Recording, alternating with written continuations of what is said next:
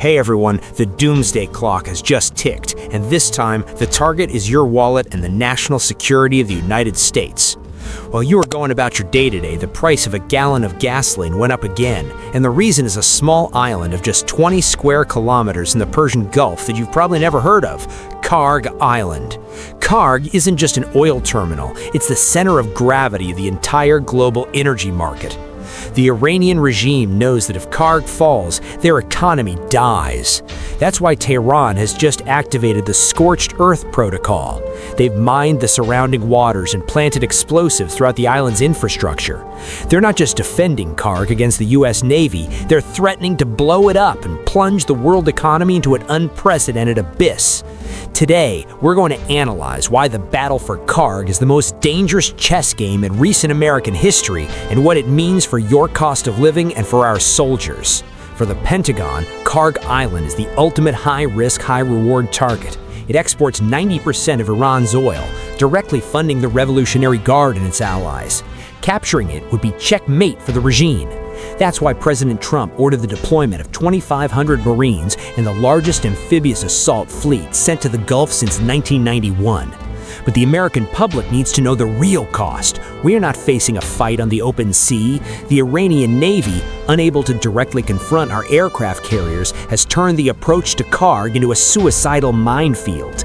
They are using state-of-the-art smart mines, acoustic, magnetic, and pressure-sensitive, that can detect the signature of our Arleigh Burke-class destroyers.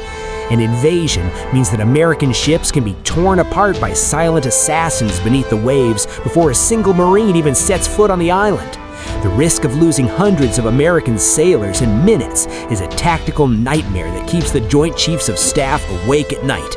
If the minefield doesn't stop us, the explosives on the island will. Tehran's message is clear. If we can't have Kharg, nobody will. They've set traps at terminals, storage tanks, and processing plants. If a Navy SEAL team attempts a surgical strike, Iran could detonate the entire island. The resulting fireball would be visible from space, and the oil spill would destroy the Persian Gulf ecosystem for decades. But the real catastrophe would strike the American economy at its heart. If Kharg is wiped off the map, the price of oil won't just double, it could triple. We're talking about gasoline at $10 or $15 a gallon in American cities. That would trigger an immediate inflationary tsunami, crippling industry and setting the dollar into a downward spiral. Iran knows its ultimate weapon isn't a nuclear bomb, it's Kharg's infrastructure holding the American dollar hostage.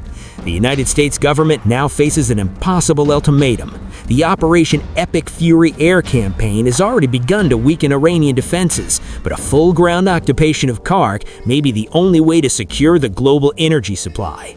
We stand on the precipice of a full-scale regional war that will define the next decade.